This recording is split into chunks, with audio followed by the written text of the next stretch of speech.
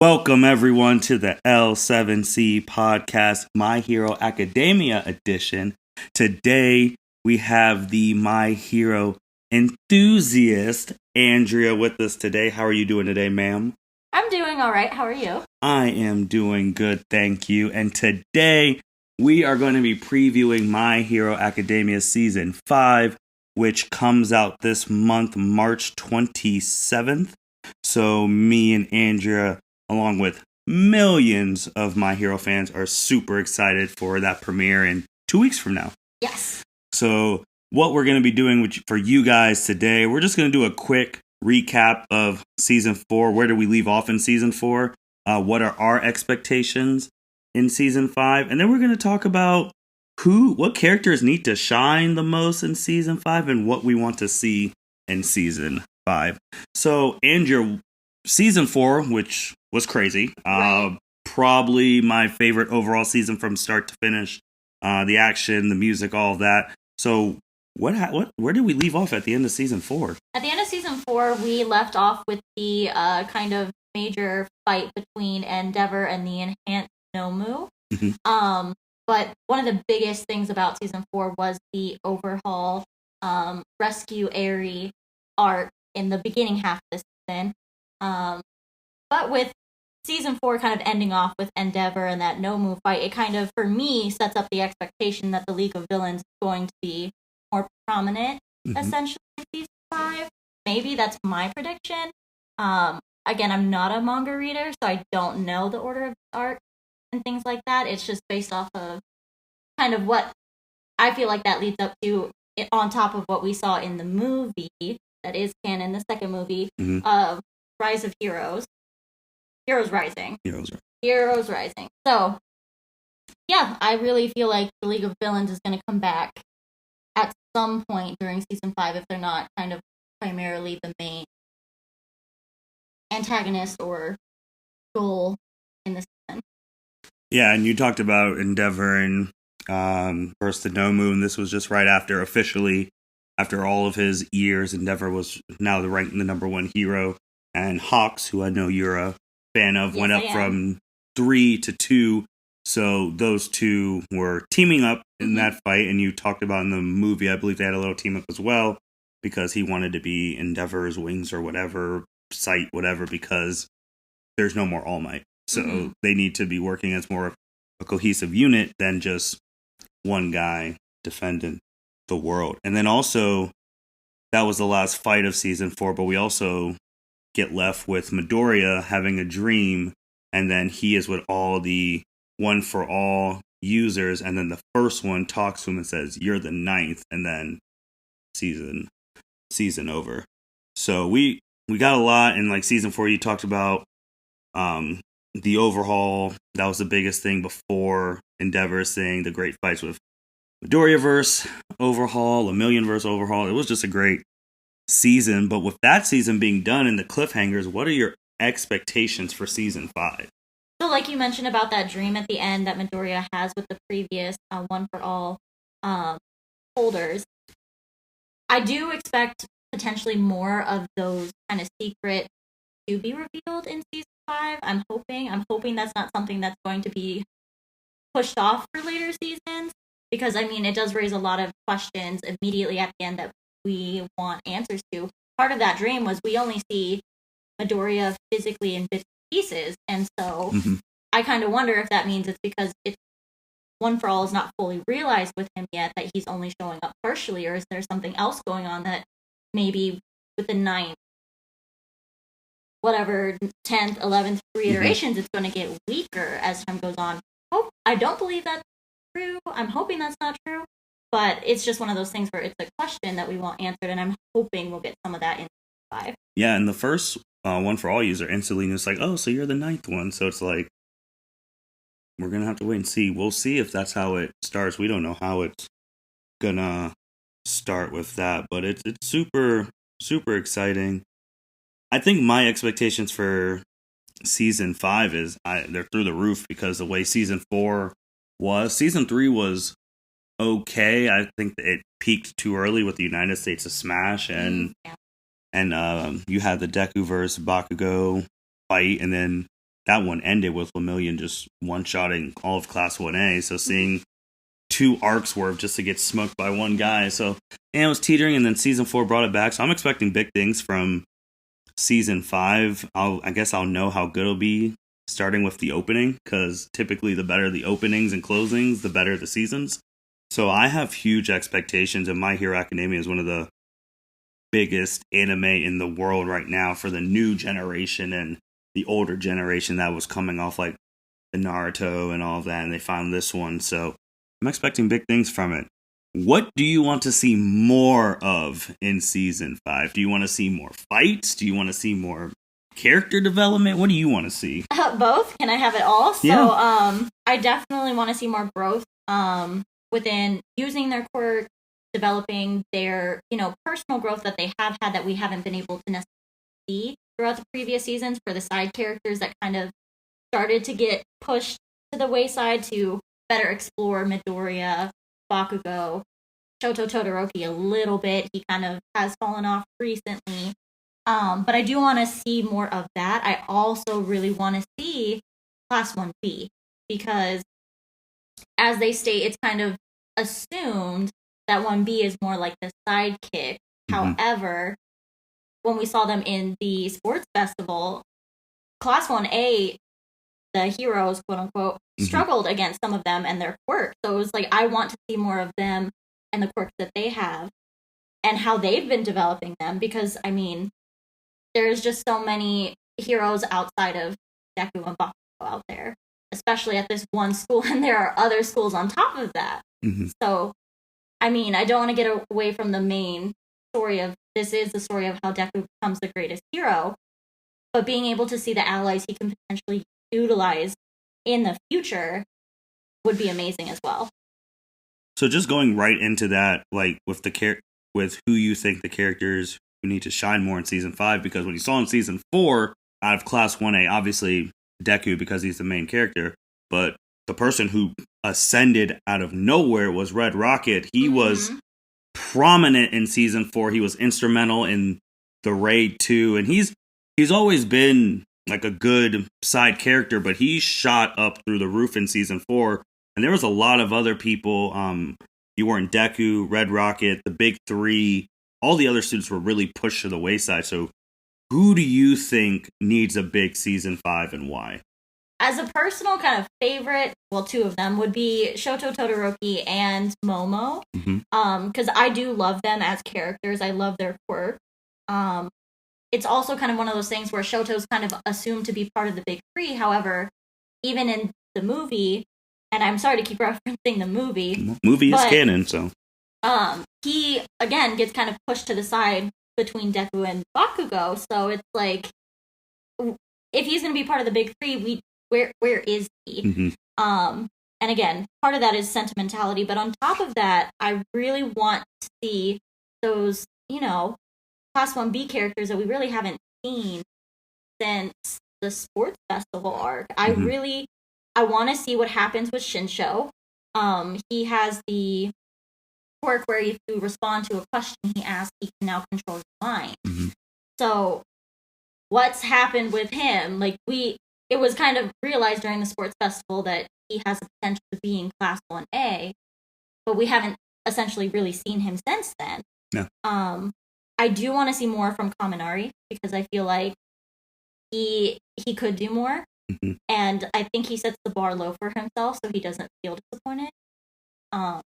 Which, again, could be a character development point for him, and maybe that's a wrong interpretation of the character, but still, we don't see enough of him to know. I also really, although I don't like him, want to see more of Monoma with his copy quirk. Being able to see if he's going to utilize more than one quirk. To what extent can he do that? Is he going to kind of keep people around him to utilize his teammates' quirk and develop kind of a style with a set core of like maybe 1 or 2 quirks that he can always go off of?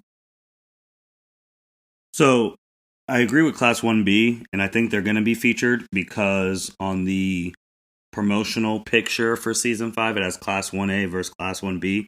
So they might be starting off with a training thing. So maybe they'll obviously be featured there, but we don't know how long they'll be featured. Mm-hmm. So I do have a couple names down as I'm looking. Number one was Shoto Todoroki for the same reasons as you, and also because in season 4, his two biggest moments, well, maybe 3, was one when Deku was crying at the lunch table and like him being like supportive. So that was one.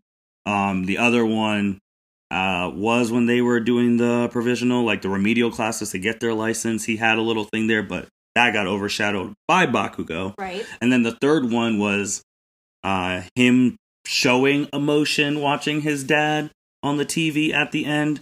And then like his classmates consoling him because his dad looked like he was about to die his first day as number one hero. But that's still too small for someone like Shoto. I don't think he's in the similar situation as Ida, but those two had their real peaks in season 2 at the sports festival Stain arc, where Deku opened up Todoroki for him using his flames, and then obviously Ida, Todoroki, and Deku had one of the great fights against Stain. So I don't want him to be getting pushed to the wayside. And he said it himself that the gap is widening between him and Bakugo and like the people who are who are in the raid, especially Deku, because it just keeps getting wider and wider and they need to catch up. So, and he's too good. He's too good a character to be pushed to the wayside. But like you said in the movie, he's been getting pushed back. I know in the second movie he was on the cover saying that like the big three, the Three Musketeers, but third movie.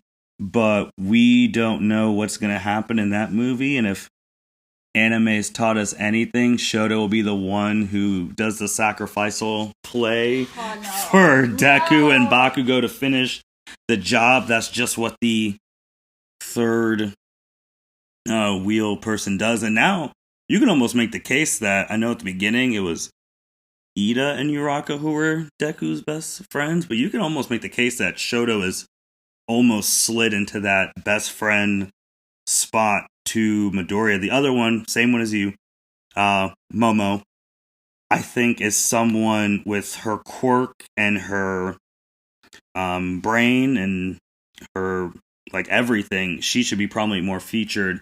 Her biggest moment to me is when Shoto was helping her gain confidence when they were doing the test against Eraserhead, and she also had something in the provisional licensing thing. But I was shocked that she did not get into a work study like group. Me too. That was a big shocker to me. I thought that she would definitely be in there, but she was not, which we had the same two there. Another person who might be shocked that I have this is Uraka. She was in the raid too. She did her thing, but it wasn't like a big contribution. But she has been pegged the female lead of this show. And she hasn't had a big one-on-one fight since Bakugo, really. And that was when everyone's like, oh my gosh, this girl's great. Like, this is her crowning moment. She needs to have a big season 5 as well as the lead girl. Because, obviously Deku's just going further and further ahead, and she's been in the back, and we had the thing about her not wanting to confess her love. And I was going to say, that's another big storyline that might get touched on in Season 5, but I think essentially what would happen in Season 5 is she makes that resolve to be like, no, I'm going to hold this in until we accomplish what we need to do, and then I'll be willing to confess those feelings. But I agree, I'm just not as big of a fan as Uraraka as Momo. Mm-hmm. It's a personal bias that I have that I wish Momo was female character in the show. Maybe it changes, but right now Uraka was put in that spot since day one, but it can change. But both of them need to be more featured. It's crazy I'm saying Uraka because she was in season 4, but she wasn't like fighting. And then obviously the other members of class 1A, but those were the 3 biggest because we talked on previous podcasts how My Hero is one of those animes where everyone was involved at the beginning, small part or not. But since we got to, I would say, probably season 3, after United States of Smash and Deku and Bakugo had their fight, it's really been pushing them, and then you had the big three, which was prominent in season 4, and they'll still be prominent when they're pro heroes, but I think they need a big season 5. And then one person who, since he's the new number 1, Endeavor, I mean, it ended on his fight. As much as we do not like him here, but he is the number 1 hero now, and he needs to really show that he could be the number 1 hero. We saw the stats, crimes up on the news stations. They were like, there's no symbol. When Endeavor was getting his butt kicked by the Nomu, they're like, is this what happens when we have no symbol? And it's just like, if you're struggling against a Nomu like this, what's going to happen if a All for One breaks out or someone stronger comes out? Like, what are we going to do? So he needs to really, in his own crazy way, unite the heroes and get that done. And obviously, we want to see some of the other top 10 heroes, but Endeavor is number 1, so we're going to have to really see what he does. And we don't know who the villain is, but whoever it is, we're hoping they're as good or better as Overhaul. Because Overhaul was amazing. As a villain, he was amazing. Like him, Stain were probably the 2 best, and obviously All for One. So those are the people I think need big season 5s, because I honestly feel, especially Shoto and Momo, Uraka is always going to be prominent because sooner or later she'll have the I Love You episode. But Shoto and Momo, if they don't have a big season 5, they might be relegated to like Krillin roles. It might be it for both of them. And I almost thought about saying Bakugo, but Bakugo's the rival, so he'll be fine too. So If you're the rival, main love interest, you're set. But the other people like Shoto, who is a rival to, I guess, the Midoriya, but / like real good friend now, he's gotta step up. They're almost teetering into that Naruto thing where Naruto and Sasuke, everything was close at the beginning, then the story's just all about them. They're so far ahead, and then you have like Neji and all of them in the wayside, and then Sakura, who isn't doing anything, but she is a love interest to a main character, and that's what Uraka is gonna be. So, those were my big ones. Did you have anyone else? I said this earlier, and I know it's not going to happen, but I really miss Best Jeanist. Like, I miss him. I want him to come back. I thought he was an interesting character. His quirk was really cool. I don't think he's... But, I mean, the other people one of the people that I feel like got a moment in season 4 that really was not present in season 4 in the current timeline was Mina. The chick with acid. We were just talking about that.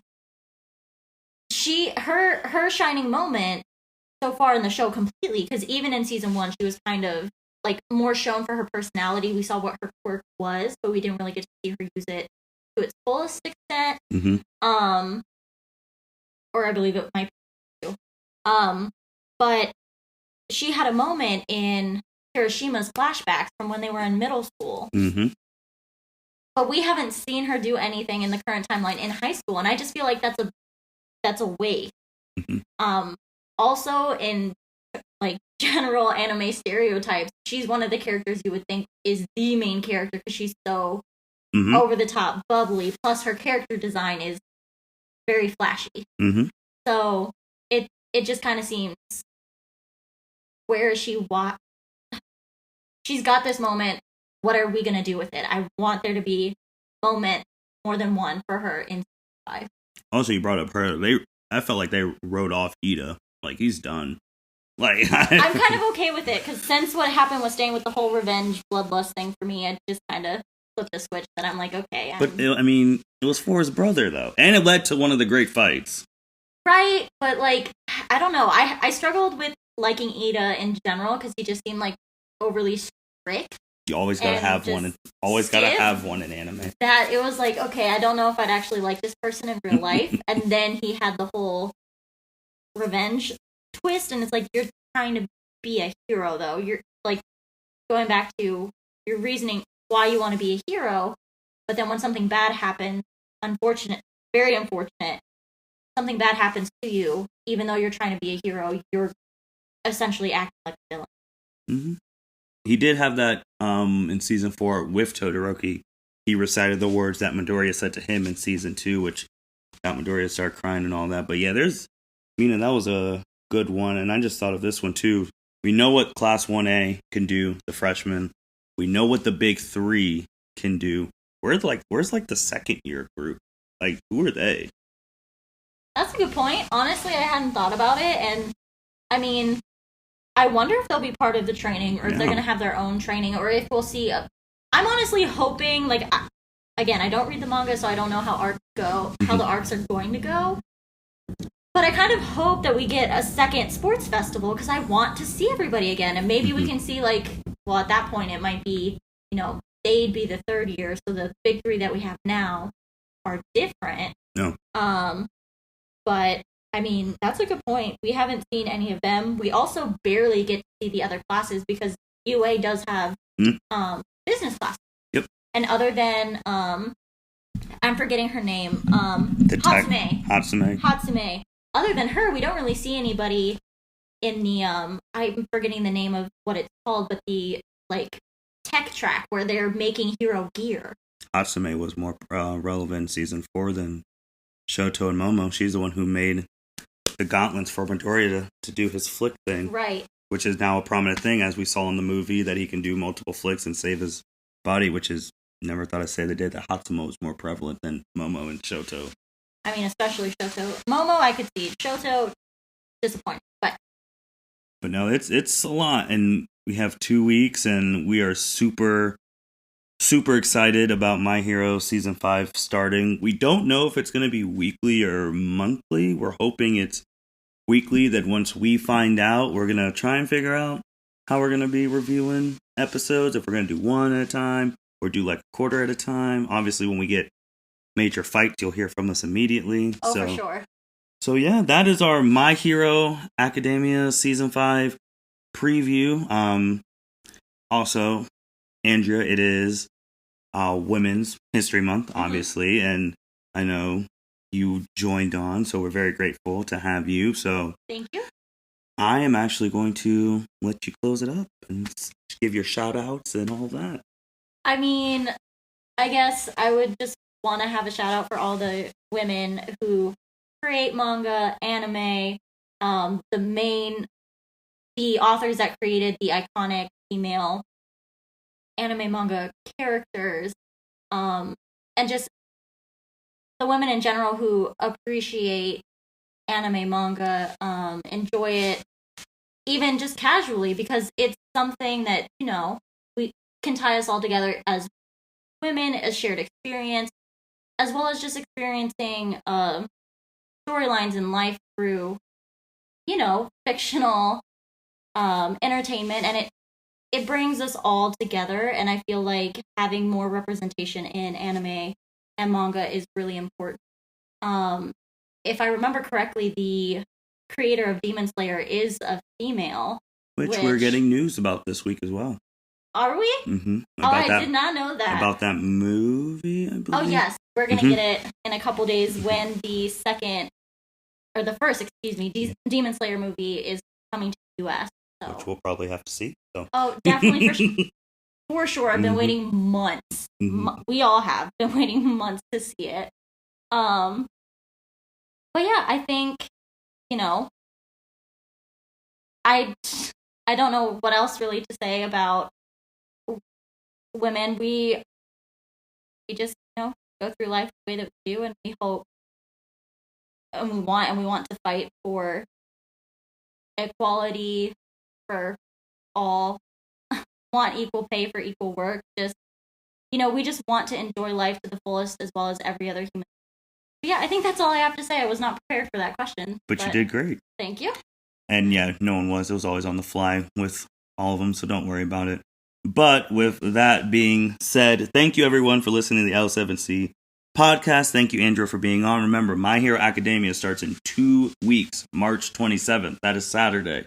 Don't know what time it's going to be on, but if you have Crunchyroll Premium, Funimation, all that, be on the lookout. But thank you guys, and we'll be back. Yes, we will. Thank you. Thank you for listening to this episode of the L7C podcast. Be sure to like, rate, review, and subscribe to the channel. Follow us on all social media platforms, and we'll be talking to you guys soon. Take care.